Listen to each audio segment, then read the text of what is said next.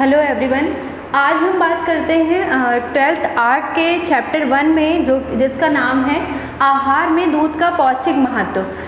आहार हम सभी जानते हैं कि हम जो भी खाते पीते हैं वो हमारे शरीर पर उसका सीधा प्रभाव पड़ता है। तो यहाँ पे हम क्या देखते हैं, आहार में दूध का किस तरह से महत्व किया गया है, आज इसके बारे में बात करते हैं। यहाँ पे एक टेबल दी गई है। इससे पहले हम बात कर लेते हैं कि कुछ दूध के बारे में। दूध जो कि इसका चैप्टर का नाम ही है, दूध एक पौष्टिक आहार है। तो कुछ विद्वानों ने भी कहा है कि दूध जो है वो हमारा क्या है, संपूर्ण आहार के रूप में आहार में उसको सम्मिलित किया गया है। अब यहाँ पे बताया गया है कि milk is the perfect food in the world. ठीक है। अब इससे पहले एक वैज्ञानिक थे जो कि अमेरिका के रहने वाले थे, कैम्ब्रिज विश्वविद्यालय में। उन्होंने एक प्रैक्टिकल किया। उनका नाम था प्रोफेसर हॉपकिंस। हॉपकिंस ने 1912 ईस्वी में 19 ईस्वी में एक प्रयोग किया। ठीक है। प्रयोगशाला में उन्होंने 1/3 भाग,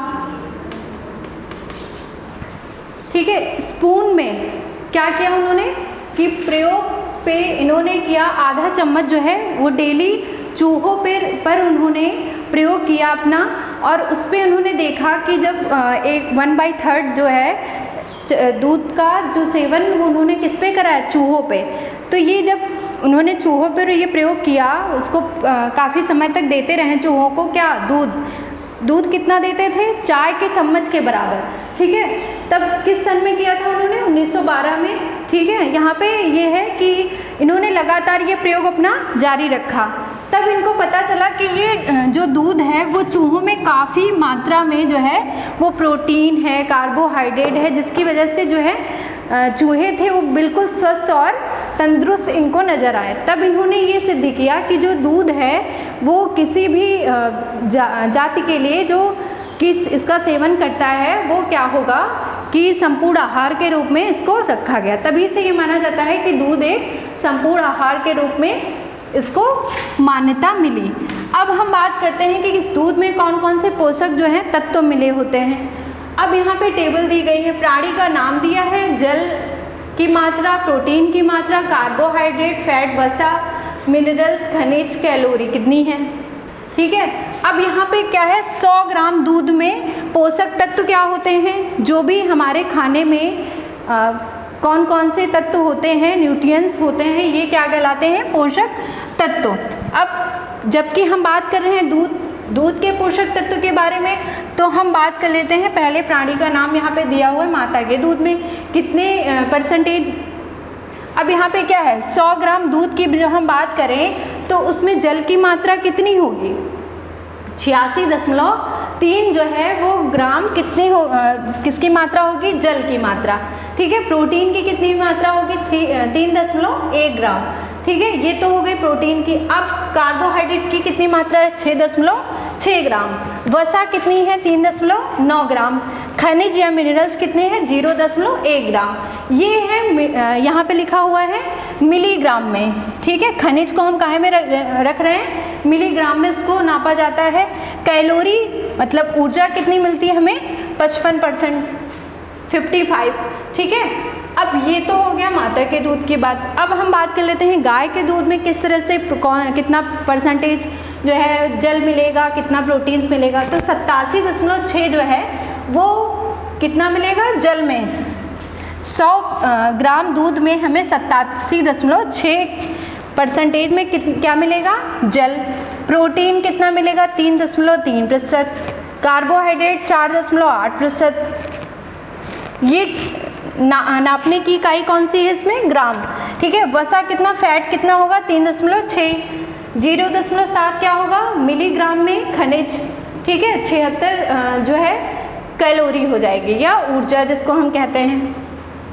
भैंस के दूध में कितनी हो जाएगी जल की मात्रा, 81.1। 4.3 ये हो जाएगा आपका प्रोटीन। ठीक है। कार्बोहाइड्रेट कितना हो जाएगा, 5.0। वसा की मात्रा या फैट की मात्रा कितनी हो जाएगी, 8.8। 0.8 जो है वो कितना हो जाएगा, क्या हो जाएगा, खनिज की मात्रा, मिनरल्स की मात्रा हो जाएगी किसमें, दूध में। अब कैलोरी की बात करें तो 117। बकरी का दूध की बात करें तो इसमें 85.1% क्या हो जाएगा, इसमें जल की मात्रा हो जाएगी। 3.7 जो है वो प्रोटीन की मात्रा हो जाएगी। इसी तरह से कार्बोहाइड्रेट 4.7 और 5.7 जो है ये फैट हो जाएगा इसका। खनिज की बात करें तो 0.8। जितना इसमें अभी आपको हमने बताया भैंस के दूध में खनिज होगा, उतना ही आपका यहाँ पे बकरी का दूध में भी हो जाएगा, खनिज की मात्रा सेम रहेगी।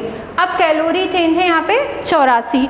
ठीक है, तो ये तो एक टेबल थी जिसके माध्यम से आपको यहाँ पे दिखाया गया कि 100 ग्राम दूध में पोषक तत्वों की क्या क्या परसेंटेज था, पोषक तत्वों की मात्रा कौन कौन सी थी। तो यहाँ पे क्या है, जब हम बात करते हैं शिशु के लिए कौन सा दूध बहुत ज़्यादा सर्वश्रेष्ठ होता है, तो वो तो आपका ये हो गया माता का दूध, जिसमें कि जल की मात्रा हमने बताई 86.3 होती है। प्रोटीन्स भी ठीक मात्रा में प्राप्त होता है बच्चे को। ठीक है, तो ये तो आपका हो गया शिशु के लिए। गाय का दूध, भैंस का दूध, बकरी का दूध, ये सामान्य तौर पे सभी व्यक्तियों के लिए जो है सेवन करने के लिए होता है। तो ये तो आपने पढ़ा कि किस तरह से दूध में कौन कौन से जो है पोषक तत्व पाए जाते हैं। दूध एक क्या होता है, संपूर्ण आहार के रूप में भोजन में सम्मिलित किया जाता है। ठीक है, इसमें क्या है, प्रोटीन, जल, कार्बोहाइड्रेट, वसा, खनिज, कैलोरी विभिन्न भिन्न मात्रा में पाए जाते हैं, जो कि टेबल में हमने आपको बताया भी कि किस तरह से जो है अलग अलग प्राणियों में अलग अलग प्रोटीन की मात्रा, खनिज की मात्रा, ठीक है, कैलोरी अलग होगी। खनिज में आपके कौन कौन से मिनरल्स आते हैं, जैसे कैल्शियम की मात्रा कितनी होगी, फास्फोरस की मात्रा कितनी हो जाएंगी। खनिज में कौन कौन से तत्वों को सम्मिलित, कैल्शियम।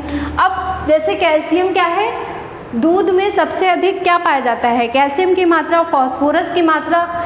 क्यों? क्योंकि यही दूध क्या करता है, हमारे शरीर की जो हड्डियां होती हैं या हमारे शरीर के जितने भी जहाँ पे कैल्शियम की आवश्यकता होती है वहाँ पे उसको पहुँचाना होता है, खनिज का काम। ठीक है, तो यहाँ पे आपने देखा कि खनिज में कौन कौन से आते हैं, आपका कैल्शियम, जिसको हम Ca से प्रदर्शित करते हैं, इसको हम क्या बोलते हैं, कैल्शियम। फॉस्फेट, ठीक है, ये आपका फॉस्फेट होता है। तो ये विभिन्न प्रकार के मिनरल्स होते हैं जो कि इसमें सम्मिलित किए गए हैं। तो इसमें जब हमने देखा कि 100 ग्राम दूध में अलग अलग परसेंटेज मिनरल्स के पाए गए, जैसे 0.1, 0.7, आपका 0.7, 0.8, 0.8। देखिए, दो सेम यहाँ पे दिखाया गया, जैसे बकरी का दूध और भैंस के दूध में सेम प्रकार का जो है अनुपात यहाँ पे मिला, जो कि हमें इसको काहे से प्रदर्शित करते हैं, मिलीग्राम में प्रदर्शित करते हैं। तो ये आपने देखा कि दूध जो है वो किस तरह से सभी प्राणियों के लिए एक संपूर्ण आहार के रूप में काम करता है। अब यहाँ पे हम बात कर लेते हैं कि 1 वर्ष के शिशुओं को कितने हमें दूध की आवश्यकता होगी। तो उसको क्या है, वो अभी क्या है, क्योंकि उसका जो संपूर्ण आहार क्या है, दूध ही है, वो उसकी जितनी भी दिनचर्या है वो दूध पे ही निर्भर होता है। तो इसलिए जो छोटा बच्चा है उसको अधिक मात्रा में दूध की आवश्यकता होती है, क्योंकि वो जितने भी पोषक तत्व होते हैं वो उसी अपने दूध से ही प्राप्त करता है। और 1 साल तक क्या होता है, उसको माता का दूध ही दिया, 6 महीने तक तो अनिवार्य रूप से, और 1 साल तक जो है वो दिया जा सकता है। ठीक है, तो यहाँ पे आपने देखा कि किस तरह से हमारी बॉडी के शरीर में क्या है, टूट फूट के मरम्मत करने, सेल जो है डेड हो जाती हैं, उनको मरम्मत रखने के लिए क्या है, कोशिकाओं को मजबूत करने के लिए, शरीर के निर्माण के लिए, सभी में क्या है, दूध बहुत ही आवश्यक आहार के रूप में सम्मिलित किया गया है। तो यहाँ पे आपने देखा फर्स्ट चैप्टर में हमने आपको बताया कि किस तरह से जो दूध है वो दैनिक रूप में इसकी क्या उपयोगिता है, किस तरह से इसका प्रयोग किया जाता है। उपयोगिता की बात करें तो क्या है, ये एक सर्वोत्तम संतुलित आहार है। संतुलित आहार क्या होता है, बैलेंस डाइट आपका 2nd चैप्टर है, उसमें हम अभी आपको बताएंगे। इससे पहले हम बता दे रहे हैं कि होता क्या है संतुलित आहार, जिसमें सभी प्रकार के पोषक तत्व क्या होते हैं, जैसे अभी आपको मैंने बताया कि प्रोटीन, कार्बोहाइड्रेट, खनिज और कैलोरी, वसा, ठीक है, इनका निश्चित एक अनुपात होता है जो कि हमारी बॉडी को आवश्यक होता है। तो जब हमें जिस पोषक आहार से ऐसे सभी तत्व मिल जाते हैं उनको हम क्या बोलते हैं, उनको बोलते हैं संतुलित आहार।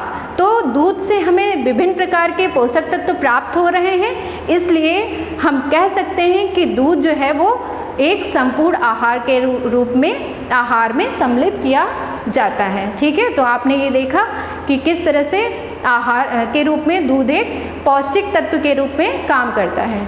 Thank you class.